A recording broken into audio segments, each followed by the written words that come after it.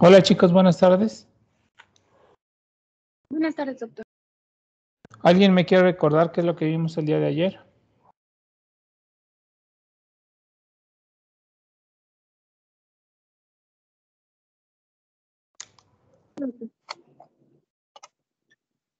¿Sí me escucha? Adelante, Luz. ¿Sí? Retomamos el tratamiento donde nos enseñó la tabla de los escalones en donde tenemos pues los 4 pasos. Dentro de las acciones a seguir en el tratamiento, una va a ser fortalecer el retorno venoso. Y lo que vamos a hacer es que vamos a poner al paciente en una posición semifowler. Es con una elevación de 30 a 40 grados en el respaldo de la cabeza y con esto va a ser con el objetivo de minimizar la resistencia venosa. También otro es mejorar la oxigenación y esto va a depender de las necesidades del paciente. Lo ideal es que esté entre 90 y 100 milímetros de mercurio, pero si está a menos de 70, se requerirá de asistencia ventilatoria mecánica. Y esto con el objetivo de evitar la hipoxia. También lo que tenemos que hacer es evitar la hipercapnia y favorecer la hiperventilación, pero eso solamente lo podemos hacer con el aparato de ventilación mecánica. Como habíamos visto, la hiperventilación llega a favorecer a estos pacientes. También vimos la sedación porque la agitación que tiene este paciente va a aumentar la presión intracraneal. Entonces, el objetivo es disminuir el metabolismo cerebral. Y lo que tenemos que hacer es darle también analgesia con narcóticos a dosis bajas. También vimos la pseudoanalgesia, los medicamentos que se van a dar a estos pacientes, y comentó que los que se encuentran en el sector público principalmente es el midazolam y el propofol.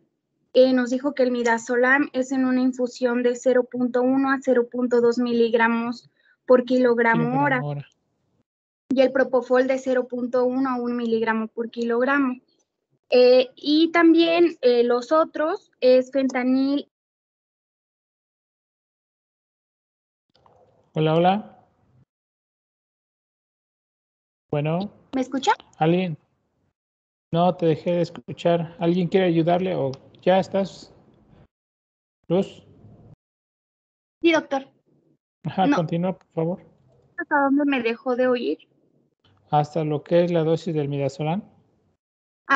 Y el propofol se va a dar a 0.1 a 1 miligramo por kilogramo. Y también vimos el fentanil y la morfina, que se da la morfina junto con el lorazepam y que hay que tener cuidado porque estos son depresores del sistema nervioso central.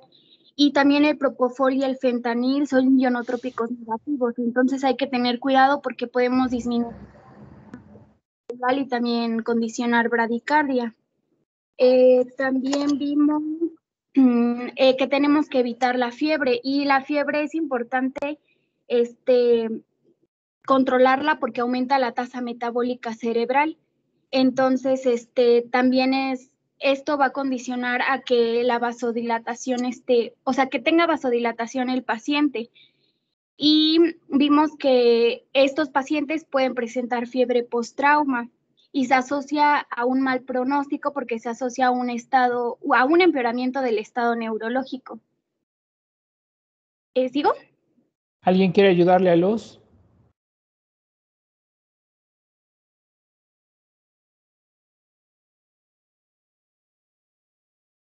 Hola, hola. ¿Alguien me quiere hablar de las soluciones hiperosmolares? Sí. ¿Sí me escucha, doctor? Sí. Bueno, también había mencionado sobre los agentes osmóticos, lo que refería al manitol. Pues tiene más en uso de edema vasogénico, pues más que nada es para disminuir el agua cerebral. Su dosis refería que era de un bolo de 0.75 a 1 gramo sobre kilogramo. Una dosis Cuando de ya infusión, se ajá. usaba de 2 a 6, era de 0.25 a 5 gramos sobre kilogramo, cuando ya se aplicaba de 2 a 6 horas. De punto También 25 a punto no se 5. administraba. Sí, a 0.5. Su efecto secundario es que puede presentar hipocalcemia e hipocloremia. También habíamos hablado, mencioné sobre que el manitol tiene un efecto osmótico, por lo tanto va a crear una deshidratación, disminución del volumen cerebral y también de la PIC. Esto pues también va a crear expansión del plasma y también puede crear aclaramiento renal. Siempre es importante revisar eso. También sobre el suelo hipertensivo al 3%. Aparte del edema cerebral, en la hipertensión intracraneana. ¿Esto por qué? Porque al aumentar más sodio va a hacer que del intracelular vaya al intersticio y del intersticio a lo vascular. Entonces, ¿qué va a presentar? Pues aumento de la osmolaridad del plasma, también aumento del espacio intravascular, va a disminuir el requerimiento para el aporte hídrico y tiene un efecto vasodilatador que va a depender mucho de esta osmolaridad. En cuanto a su dosis, había dicho que de 5 a 10 mililitros por kilogramo. Esto dependía también de la severidad del eumetrismo de la PIC, más que nada. Entonces, ya una vez que se había calculado, pues su dosis de infusión era de entre 0.1 a 1 miligramo por kilogramo por hora. Y esto, pues, se multiplicaba el volumen por el peso del paciente para administrar la solución al 3%. Entonces había puesto un ejemplo en cómo lo íbamos a fraccionar, que era en 6. Y tenemos dos tipos de solución fisiológica, al 17.7% y al 0.9%. Entonces, en 6 partes le había mencionado. Un sexto correspondía al 17.7% y los otros 5 sextos del 0.9%, para que así, en este caso que había puesto de 5 miligramos por 30 kilogramos, equivalía a 150. Entonces, lo equivalíamos y era igual a 150 mililitros. También dentro de sus complicaciones, puede presentar hipernatremia, una hiperosmolaridad con posible lesión renal, sobrecarga de líquidos con edema pulmonar o una insuficiencia cardíaca. También acidosis metabólica y que la más importante, debido a que es irreversible, es el síndrome de desmielinización osmótica.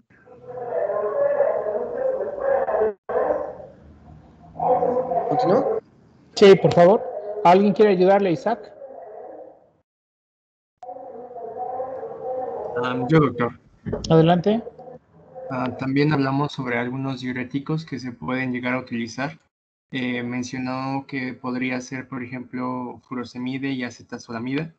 En el caso de acetazolamida, se mencionó que su uso es como combinado con osmoterapia y pues es un inhibidor de la anhidrasa carbónica, lo cual disminuye la producción de líquido cefalorraquídeo. Eso entonces va a ayudar a disminuir la PIC. Otra de sus funciones consiste en reducir el flujo a nivel de los plexos coroideos y pues también influye en eso. Su dosis es de 750 miligramos hasta 1 gramo por día, pero se tiene que dividir en 2 dosis. Y también mencionó que era muy importante que en estos pacientes primero se debe corregir la anemia en caso de que la tengan a un mínimo de una hemoglobina de 10 gramos sobre decilitro. Y pues también darles profilaxis antibiótica en caso de que haya fracturas en la base del cráneo o que haya heridas expuestas. Vimos también el tratamiento de profilaxis anticonvulsivo, el cual comentaba que de un 20 hasta un 30% de los pacientes presentan un daño ya neurológico y pues se les puede dar fenitoína, 20 miligramos por kilogramos en dosis choque, de 3 a 5 miligramos también por kilogramo por día. Y cada 8 horas. Cada 8 horas. Y en caso de que presenten alguna crisis convulsiva, se les puede dar diazepam, pero en dosis respuesta, conforme vayan respondiendo. También hablamos sobre el coma barbitúrico, que pues aquí hay una hipertensión arterial resistente al tratamiento. En aquellos pacientes que tienen una resistencia al tratamiento, ¿verdad? Uh-huh. En estos pacientes se les puede dar fenobarbital. Comentábamos que era de un bolo de 5 a 10 miligramos por kilogramo y la dosis de mantenimiento se les debe dar de 1 a 2 miligramos por kilogramo por hora durante 3 días. También vimos otros tratamientos como los barbitúricos y esteroides. En el caso de los barbitúricos, pues vimos que estos no reducen el flujo sanguíneo cerebral, pero disminuyen el metabolismo cerebral. Entonces así es como disminuyen el edema vasogénico. Y pues entre los medicamentos que vimos era el tiopental de 1 a 5 mililitros por kilogramo. 1 a 5 miligramos. Perdón, miligramos. En el caso del fenobarbital, de 5 a 30 miligramos por kilogramo, pero teníamos que tener como checados estos pacientes porque entre sus efectos secundarios está la hipotensión y la depresión miocárdica. En el caso de los medicamentos esteroideos, vimos que estos solo se administran en caso de un edema vasogénico y pues su uso pues ha llegado a limitar por los efectos colaterales como hiperglucemia, inmunosupresión y pues su empleo a esos pacientes es limitado porque no responden a un tratamiento convencional. Entonces, uno de los medicamentos que vimos su dosis fue la dexametasona de 0.5 miligramos a 1 miligramo por kilogramo por día. Y respecto a electrolitos, vimos también un poquito que pues se les debe hacer una corrección para evitar una hipo o una hiperglicemia, pero corregir también el sodio y controlar así la hiperosmolaridad. ¿Sigo, doctor? ¿O? ¿Alguien quiere ayudarle nada más a terminar? Gracias, Erasmo.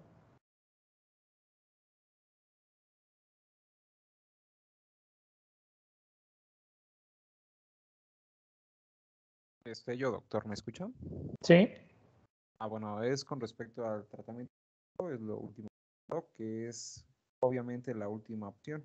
En este caso hablamos de la craniectomía descompresiva, pero obviamente al ser nuestra última opción debido a los riesgos que esta puede tener, como es la protrusión del tejido cerebral y la infección del mismo. También otro procedimiento quirúrgico es la derivación ventriculoperitoneal. Y de igual modo acá lo que puede originar es una herniación transsectorial ascendente y en la punción subaracnoidea lumbar una herniación amigdalina.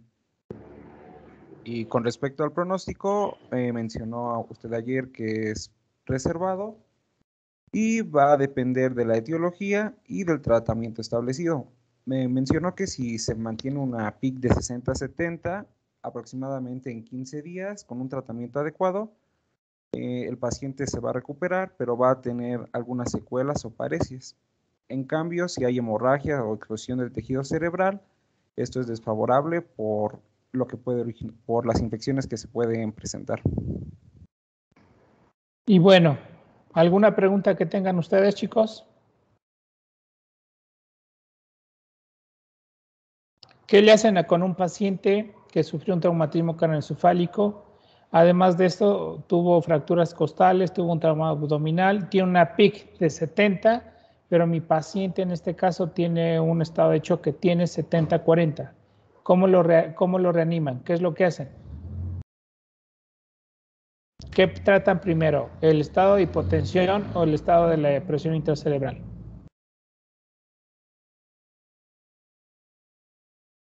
¿Qué tipo de soluciones se utilizan? Bueno, yo diría que primero hay que tratar el choque para que compense lo del cerebro, entonces sería con una solución hipertónica para aumentar el volumen. Ok. ¿Algún otro comentario? Yo considero que deberíamos igual revertir el shock hipovolémico y lo podríamos hacer con Hartmann, por ejemplo. Según recuerdo, se daba se administraba 2 vías para que lo más rápido posible revirtiéramos el shock hipovolémico. Y una vez que, bueno, pero para esto podíamos hacerlo a flujo continuo, y ya una vez que lo revirtiéramos, entonces ya podíamos considerar estabilizar la PIC del paciente, y siempre y cuando no nos excediéramos en la solución Hartmann, porque tampoco se tratara de, pues digamos que de diluir la sangre. Entonces, por eso es que teníamos que tener como determinado cuidado en la forma en la que una vez que estuviera estable el paciente, hemodinámicamente estable, entonces ya podríamos recurrir a otro tipo de herramientas que nos permitieran estabilizar la PIC y también estabilizar hemodinámicamente al paciente, y podríamos ocupar hemoderivados, por ejemplo. Ok, bueno. Ahora, quiero que me calculen ustedes una solución hiperosmolar en un paciente que pesa 55 kilogramos. Tenemos un edema cerebral de 45, de una escala de Coma-Glasgow de 12. Y pues bueno, quiero que me calculen el esquema de soluciones de solución salina hiperosmolar.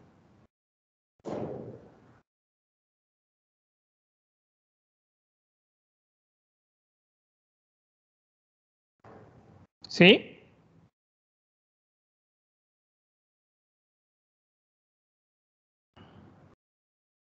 El total de líquidos es de 275 Uh-huh. y la solución salina del 17.7% serían 45 mililitros. Uh-huh. Y el restante, que son 229. Ajá, sería de solución salina al 0.9.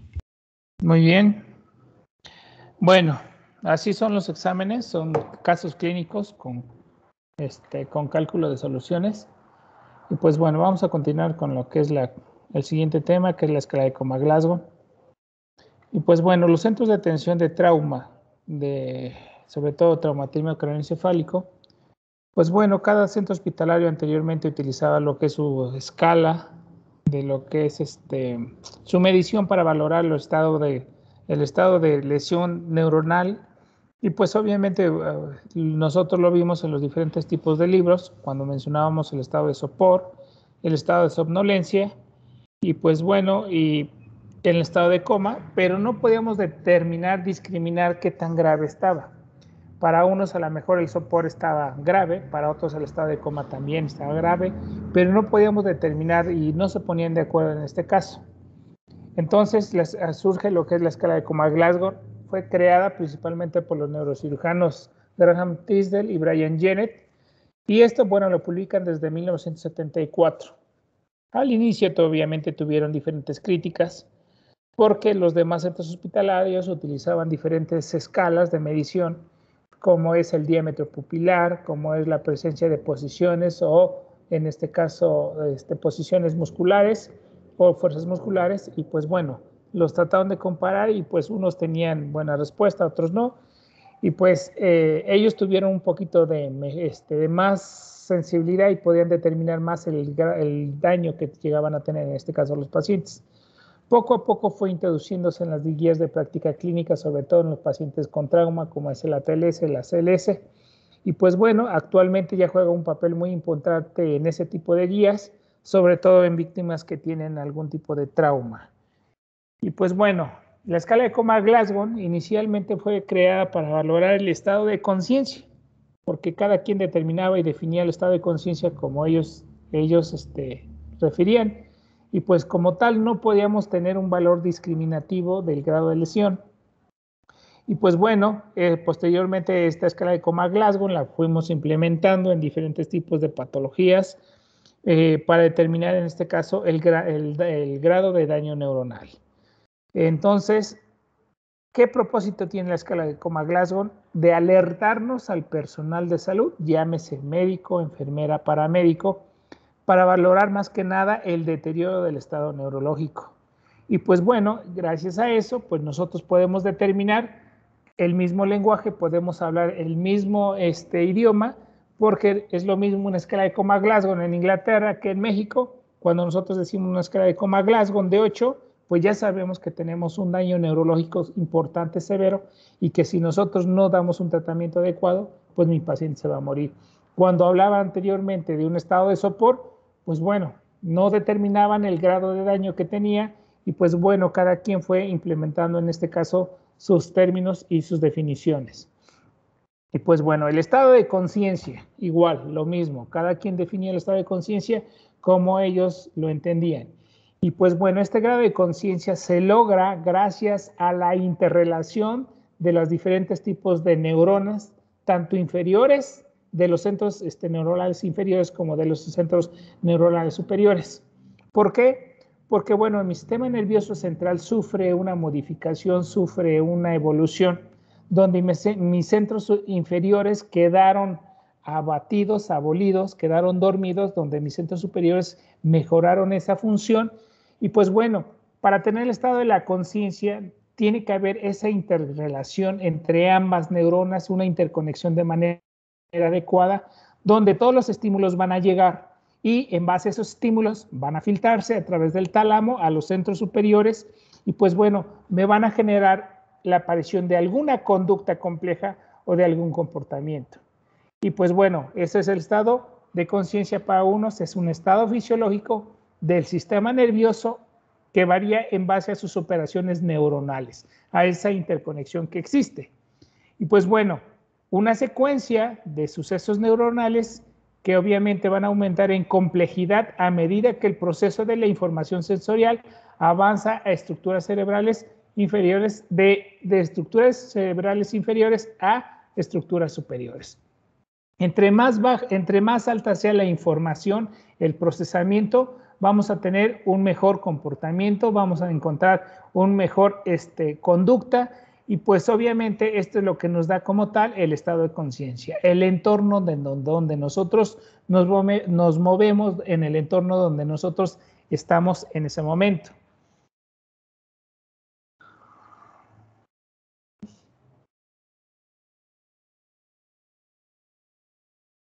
Bueno. Entonces, ¿qué evalúa la escala de Coma-Glasgow? Me va a evaluar dos cosas, el estado de alerta y el estado cognoscitivo. El estado de alerta, ¿a qué me refiero? Orientado en el entorno a donde está a su alrededor, llámese lugar, llámese tiempo, y pues bueno, eso es lo que realmente me va a estar evaluando el estado de alerta. Y el estado cognoscitivo, comprender y ejecutar una respuesta en base a la pregunta. Eso es como tal el estado cognitivo y es lo que normalmente determina y evalúa el estado, la escala de Coma-Glasgow. Como toda la escala de Coma-Glasgow tiene un objetivo. Ese objetivo es discriminativo, evaluativo y predictivo. Discriminativo, pues obviamente me va a determinar el grado que yo tengo, el grado de lesión, que puede ser leve, que puede ser moderado o que puede ser severo. Evaluativo, pues obviamente me va a determinar cuando una lesión pasa de leve a severa o de moderada a severa. Y pues predictivo, ya saben ustedes que entre más lesión tenga yo, voy a tener secuelas y voy a tener un deterioro que tarde o temprano me puede generar la muerte si yo no le doy un manejo adecuado a mi paciente. Y pues bueno, dentro del valor predictivo, la escala de Coma-Glasgow se comparó con múltiples escalas, midiendo lo que es el diámetro pupilar, midiendo lo que es la posición de postura y fuerza muscular. Y pues bueno, al final la escala de Coma-Glasgow es el que tuvo mayor especificidad y sensibilidad y pues obviamente me está indicando que mis pacientes tienen algún desorden en el nivel de conciencia. En aquellos pacientes que obviamente no tienen respuesta a respuesta verbal, respuesta motora o no pueden localizar bien el dolor, pues sabemos que ya tiene una lesión neurológica y pues obviamente que su nivel de conciencia, esa interconexión neuronal se está perdiendo por el grado de lesión. Y pues bueno, es el estándar actualmente de oro para determinar la presencia o ausencia de lesión cerebral. Si yo tengo una escala de Coma-Glasgow de 3, pues mi paciente está muriendo. Si yo tengo una escala de Coma-Glasgow de 12, pues bueno, sé que tiene una lesión cerebral que tengo que determinar cuál es su causa. Y pues bueno, esto realmente la escala se limita a evaluar el deterioro global del nivel de conciencia. Y ya saben ustedes, cuando van a sus guías de práctica clínica, se van a dar cuenta que en el servicio de choque, en el servicio de urgencias, en el servicio de lo que es de terapia intensiva, las tablas de enfermería tienen pegado este tipo de tablitas donde valoramos 3 respuestas: la respuesta ocular, la respuesta verbal y la respuesta motora. Pero cada una de estas tienen subescalas, y estas escalas obviamente tienen un valor numérico para que yo tenga una sumatoria total de las mismas. Y pues bueno, estas subescalas de 4, de 3, de 2, de 1, me van a valorar la integridad de los centros superiores, ¿sí? Y pues en base a la suma de todos voy a determinar qué tan dañado está mi sistema nervioso central. Pero bueno, para hablar lo que es de la escala de Coma-Glasgow tengo que hablar de una cosa. Tengo que hablar de lo que es el sistema reticular activante ascendente. Entonces, mis subescalas me van a evaluar la actividad de los centros superiores del cerebro. Y obviamente al evaluar la actividad de los centros superiores, me está evaluando la integridad neuronal, en la cual me está indicando que mi función neuronal está funcionando de manera adecuada. Entonces, al hablar de la escala de Coma-Glasgow tengo que hablar del sistema reticular activador ascendente. Y bueno, ¿qué es esto? Pues es un conjunto de neuronas localizadas a nivel de lo que es el tronco, desde lo que es bulbo, puente, mesencéfalo, cerebelo. Y pues bueno, estas están interconectadas y se encuentran a nivel de lo que es el RAFE, a nivel paramedio, a nivel lateral. Y pues bueno, entre este grupo de células van a liberar diferentes tipos de sustancias, como es glutamato, como es acetilcolina, como es noradrenalina, como es diferentes tipos de sustancias que van a tener efectos inhibitorios sobre los demás núcleos que se encuentran a nivel de mi sistema nervioso central. Si yo tengo una información, en este caso visual, auditiva, de tacto, pues obviamente yo voy a procesar la información y la voy a filtrar a través de mi tálamo, y en base al estado de integridad del sistema nervioso central va a poder determinar si le gusta, en este caso, la película, si le gusta la música, si le gusta dónde se encuentra, y pues en base a eso va a determinar una conducta y un nivel de conciencia. Entonces, mi sistema reticular activador ascendente va a ser toda aquella información de tipo sensorial, la va a integrar, la va a modular, la va a pasar en el tálamo hacia los centros cerebrales superiores, y como tal voy a tener una respuesta que puede ser inhibitoria. La inhibitoria, pues obviamente, si a mí no me gusta lo que están escuchando, lo que estoy viendo, pues simplemente se levantan y se van. Pero si a estos chicos les gusta la música, les gusta el ambiente, les gusta, pues no sé, un chico o una chica, se los aseguro que no se van a ir de ese sitio. ¿Por qué? Porque los está excitando, les está gustando, y obviamente es una respuesta que tiene como tal una respuesta aferente. ¿Qué quiere decir? Pues obviamente vamos a controlar lo que es la actividad motora, la actividad autónoma, la actividad de la conducta emocional, la actividad del limbo, que obviamente que puede desencadenar, que se puede ser humor, que puede ser ira, que puede ser descontento. Y pues bueno, como tal, SARA es muy importante para eso. Entonces, si se dan cuenta, aquí yo tengo mi SARA, donde lo encuentro integrado sobre todo el trayecto del tallo cerebral, y donde va a llegar toda la información sensitiva, motora, ¿sí? Y pues bueno, aquí yo voy a procesar la información, la voy a pasar a través de mi filtro, que es otro conjunto de neuronas que se van a interconectar unas con otras, y pues bueno, de ahí me las van a pasar a mi corteza, a esos centros superiores, centros neuronales superiores, donde tienen mejor función, donde tienen una superioridad de esas funciones de tipo inferiores o primitivas, para que me den como tal el estado de conciencia y el estado de alerta ante el medio donde yo me encuentro, ¿ok? Y ya saben ustedes que si estamos hablando de neuronas, estamos hablando de potenciales de acción, de actividad eléctrica y de actividad de tipo excitatoria o de actividad de tipo inhibitoria. Entonces, el estado de conciencia es la integridad de este tipo de neuronas interrelacionadas unas con otras a través de diferentes niveles, en la cual vamos a encontrar neuronas inhibitorias y neuronas excitatorias. Lo tengo, donde tengo yo todo lo que es mi SARA, donde llega toda la información, donde la va a procesar a través del tálamo, y donde me la va a pasar a través de neuronas que tienen un efecto inhibitorio o efecto excitatorio. Y pues bueno, entre estas que tienen efecto inhibitorio o excitatorio, pues bueno, encuentro yo la corteza, donde me está integrando esa información y donde voy a tener una respuesta para que a mí me guste, para que yo actúe ante y responda yo ante el medio donde me encuentro.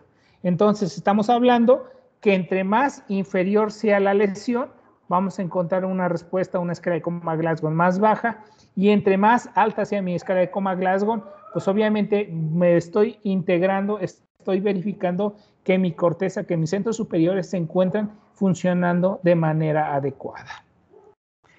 Y pues bueno, en esta escala, que también ya la vieron ustedes en los libros de fisiología, entre más alta sea mi respuesta, mi nivel de conciencia, mi respiración, mi tamaño pupilar, mis movimientos oculares rápidos, mi posición de postura y tono, las voy a encontrar muy bien, pero entre más baja sea la lesión, pues vamos a encontrar un estado de coma, una posición atáxica, una dilatación pupilar de forma importante, donde voy a encontrar ausencia de reflejos de movimientos oculares, o voy a encontrar una posición de flacidez o una posición de tipo catatónico. Entre más baja sea la lesión, mi paciente va a tener un daño más severo. Entre más alta sea la lesión, pues me está indicando que no tengo tanto daño y obviamente mis respuestas superiores se encuentran funcionando de manera adecuada.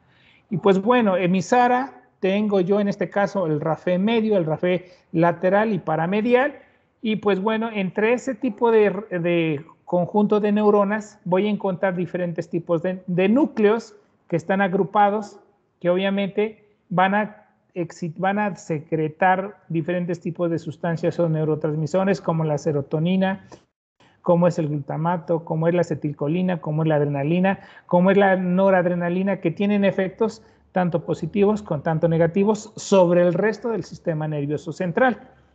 Y pues bueno, aquí los tengo integrados unas con otras, interconectadas unas con otras, donde llega toda la información a ese SARA, y pues bueno, de ese SARA me la va a procesar a nivel del tálamo, y el tálamo es el que me va a indicar si me voy a tener un efecto excitatorio o un efecto inhibitorio. Y pues bueno, entonces mi SARA, ¿qué controla o qué hace? Controla la actividad del muscular estriada. ¿Qué quiere decir? Que me va a hacer el control del movimiento, que me va a controlar toda la sensibilidad de tipo somática, tanto el tacto, presión, dolor, temperatura. Controla también el sistema nervioso autónomo. Obviamente tiene una regulación visceral, tiene control sobre la presión arterial, control sobre la frecuencia cardíaca, control sobre la frecuencia respiratoria. También tiene control sobre el sistema endocrino, sobre todo a través de la vía del hipotálamo, liberando lo que son las sustancias liberadoras tróficas que encontramos a nivel de nuestro cuerpo. Y pues también influye sobre los relojes biológicos, sobre todo el sueño vigilia, y que pues bueno, si algunas sustancias tienen efectos sobre este ciclo, pues voy a encontrar mi paciente somnoliento con sueño. Si mi paciente tiene efecto excitatorio, pues vamos a encontrar con vigilia, y sobre todo en este caso las drogas que tienen este efecto, este control sobre este mismo. Y pues estoy también controlando el estado de alerta, el estado de huida, las conductas sexuales, la ira, el temor, la conducta, el aprendizaje, memoria, lo que es de corta duración. Y pues bueno, todo como tal, se dan cuenta, la SARA va a controlar todo ese tipo de interconexiones, y pues bueno, es lo que nos va a dar el estado de conciencia, el comportamiento ante los demás, ante el medio donde estamos. Entonces, mi SARA, ¿qué es? Es el lugar de convergencia donde va a recibir todas las aferencias de todos los sistemas sensoriales, realizando un relevo a nivel del tálamo. Y pues bueno, recuerden ustedes que me va a servir como un filtro de esa información, donde voy a encontrar una parte inhibitoria o una parte excitatoria. Y pues bueno, me va a controlar tanto lo que es la actividad del sistema nervioso central y la actividad del sistema límbico. Entonces me va a servir como una planta de luz que me va a generar una excitación. Si me genera una excitación, me va a generar un estado de alerta de forma adecuada. Si me inhibe mi SARA, pues obviamente voy a encontrar mi paciente con sueño, Y pues bueno, estamos diciendo que MISARA se encuentra disminuido en función y en actividad. Aquí yo tengo entonces MISARA, donde pasa la información a los centros superiores y donde tengo un efecto eferente en base a las respuestas que yo me gusten o no me gusten en este caso. ¿Qué es lo que va a estimular en este caso lo que es MISARA? Todos los estímulos sensitivos, ¿sí? Tanto lo que es la visión, la audición, el olfato, el dolor, el tacto, la presión. Todos los son estímulos provenientes de la corteza cerebral que nos generen motivación. Es como yo me voy a quedar en este momento. Si yo tengo un estímulo que se presenta de forma repetitiva, ¿qué creen que le va a pasar a este sistema nervioso central? Simplemente no va a haber motivación y le va a dar sueño y pues eso también me va a estimular. Estímulos de tipo emocionales, estímulos de tipo sexual, pues también me va a estimular, en este caso MISARA. Los procesos metabólicos en aquellos pacientes que comen bien, que tienen bien sus nutrientes, pues los vamos a encontrar estimulando de manera adecuada. Pero si mi paciente en este caso no come de forma adecuada, mi paciente tiene hipoglucemia, pues ¿cómo creen que se va a encontrar MISARA? Pues disminuida su función. Y pues bueno, ¿qué es lo que me lo va a inhibir? Las intoxicaciones, sobre todo con alcohol y con drogas. Los medicamentos que tienen efectos sobre la sedación y sobre la relajación. Acuérdense ustedes que tiene actividad sobre todo lo que es con los músculos estriados y pues bueno, me van a generar como tal esa relajación y este efecto de sedación porque me va a inhibir en este caso mi vigilia. La hipoxia en pacientes que con encefalopatías anoxoisquémicas o hipoxias menos de 70 me va a dañar MISARA. En pacientes que tienen hipotensión aguda, obviamente mi presión de perfusión cerebral no va a llegar de manera adecuada y me va a repercutir sobre todo en ese tipo de función. La asistencia mecánica ventilatoria no controlada o no sincronizada de manera adecuada, en la cual puedo generar hipercapnia o hipoxemia, también me puede generar la inhibición de esto. Mi paciente que tiene un edema de tipo vasogénico o un edema de tipo citotóxico, alguna herida que esté generando alguna lesión a nivel de mi tallo, alguna fractura a nivel de lo que es la base del cráneo, pues bueno, todo esto me va a generar una inhibición de MISARA y pues con ello mi actividad eléctrica de mi sistema nervioso central la vamos a encontrar deprimida o inhibida. Que incluso si esta edema es una presión de manera una presión alta, pues mi paciente se va a herniar y tarde o temprano me va a repercutir en la muerte de mi paciente. También hay que tomar en cuenta la discapacidad, sobre todo en este caso visual, auditiva, motora. ¿Por qué? Porque esto también me puede generar disminución de lo que es la función de MISARA. Y pues bueno, si sabemos que MISARA es mi planta eléctrica, estamos hablando de potenciales de acción en la cual me van a actuar, me van a estar midiendo en ese potencial de acción, esa actividad eléctrica, pues nosotros lo podemos medir. Y el estudio que nosotros utilizamos para medir MISARA va a ser el electroencefalograma, que es un estudio donde se colocan electrodos a nivel de mi epicráneo y pues determinamos la actividad eléctrica de esas neuronas. Y dependiendo de la posición donde se encuentren, nosotros vamos a ver cuáles neuronas se encuentran hiperexcitadas y cuáles neuronas se encuentran inhibidas y podemos determinar el daño que nosotros encontramos a ese nivel.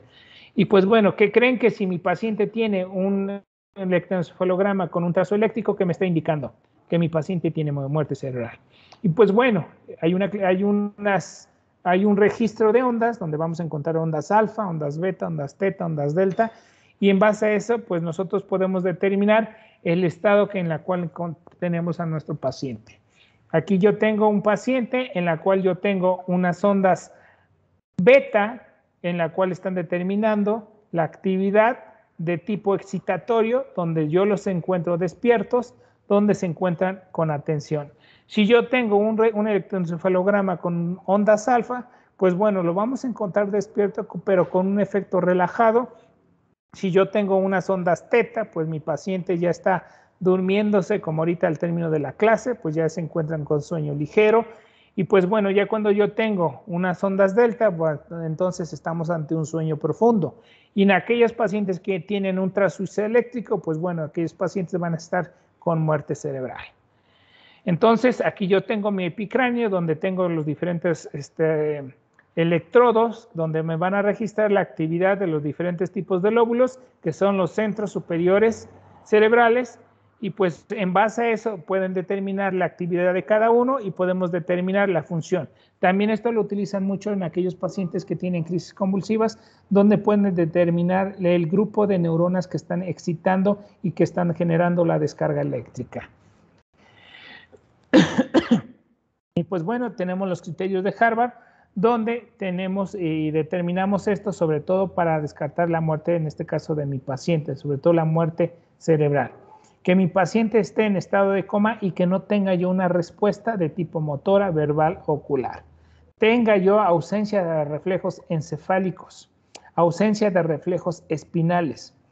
En este caso, la ausencia de reflejos espinales podemos llegar a tener, sobre todo en aquellos reflejos espinales, pero de forma primitiva. Acuérdense ustedes que los centros neuronales superiores dominaron y abatieron los centros cerebrales inferiores y podemos llegar a tener en este caso algún reflejo de tipo espinal.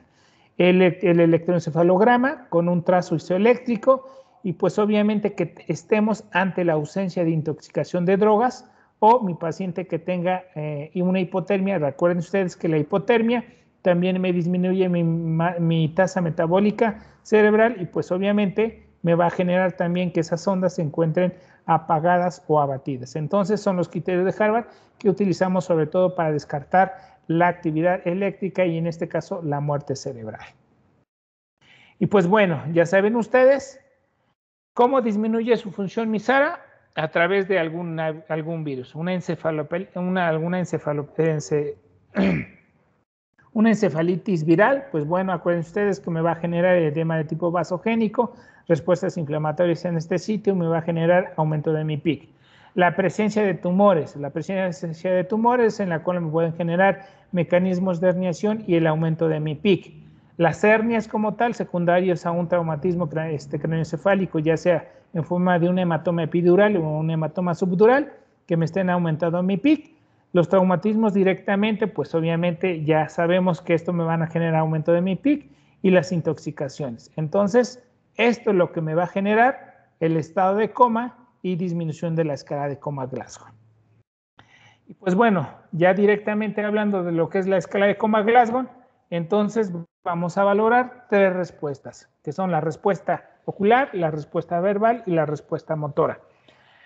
En la tabla anteriormente solamente poníamos en las notas un paciente que tiene una escala de Coma-Glasgow de 12, de 13 o de 11, pero pues bueno, aquí tenemos que mencionar esto. Anteriormente podíamos decir que un paciente tiene una escala de Coma-Glasgow de 8, pero no sabíamos cuál de sus escalas tenía disminución de medición de la misma. ¿Por qué? Por ejemplo, un paciente que tiene una escala de Coma-Glasgow de 8 puede ser ocular 2, verbal 2, motora 4, o ocular 1, verbal 1 y motora 6. Entonces había estos sesgos. Actualmente ya lo que hacemos es poner la escala de Coma-Glasgow, colocar la medición que yo tengo y la respuesta de las subescalas que encontramos para que me den el total de las subescalas.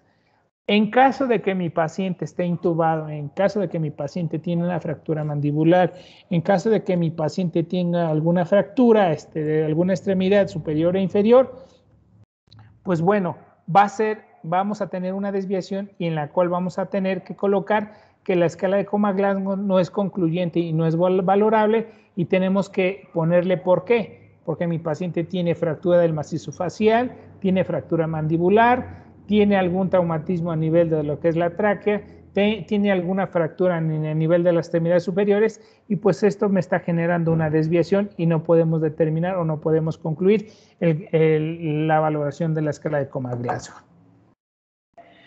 Pues bueno, hasta aquí nos vamos a quedar, chicos. Mañana vamos a continuar con la escala de Coma-Glasgow.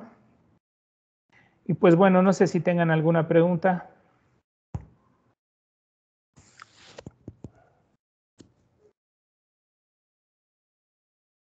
Hola, hola. Se me hace que andan con ondas delta. Ya no tienen respuesta. Yo los encuentro con sueño profundo. Hola, hola. Parece que no hay dudas, doctor. ¿Seguros? Doctor, una pregunta. De Más la fuerte, línea háblame un eléctrica, poquito más fuerte. de la línea eléctrica que mencionó que era muerte cerebral, ¿es un tiempo específico o solo que aparezca la línea eléctrica?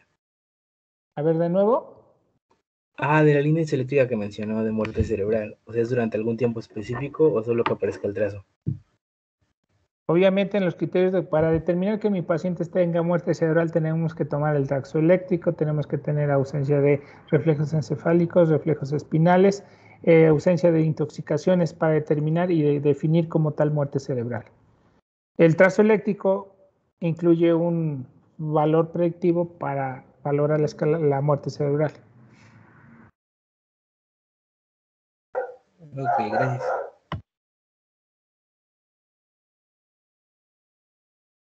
¿Alguna otra pregunta? Sí, doc. Entonces, respecto a los criterios de Harvard, ¿tienen que estar todos presentes? Eso ya no, esa parte No todos, pero si tú te das cuenta que tu paciente no tiene reflejos, no tiene funciones, no tiene estímulos, tienes el electroencefalograma, pues lo definen como tal. No todos los tienes que tener presente. Y obviamente te vas a dar cuenta porque tu paciente a lo mejor tiene una PIC severa que generó una herniación que solamente está con estímulos. Si mi paciente está en este caso con intubación, que le quitas la sedación y no tiene automatismo, tu paciente se va directamente a apnea, pues sabes tú que tu paciente ya tiene muerte cerebral. En este tipo de pacientes, cuando se encuentran intubados y tuvieron un mecanismo de herniación o una PIC severa, pues bueno, se van destetando la sedación, en este caso los relajantes, para ver la función que tiene el paciente. Porque en un paciente en condiciones normales, que a lo mejor fue por otro mecanismo, la asistencia mecánica ventilatoria, tienen ese mecanismo de ese automatismo y por eso tenemos que ir escalonando el destete del ventilador. Pero un paciente que tiene muerte cerebral no cumple esos criterios y tu paciente se va directamente a apnea.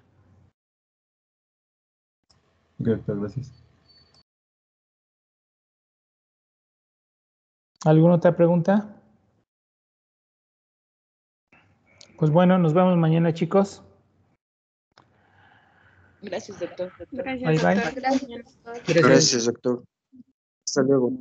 Bye.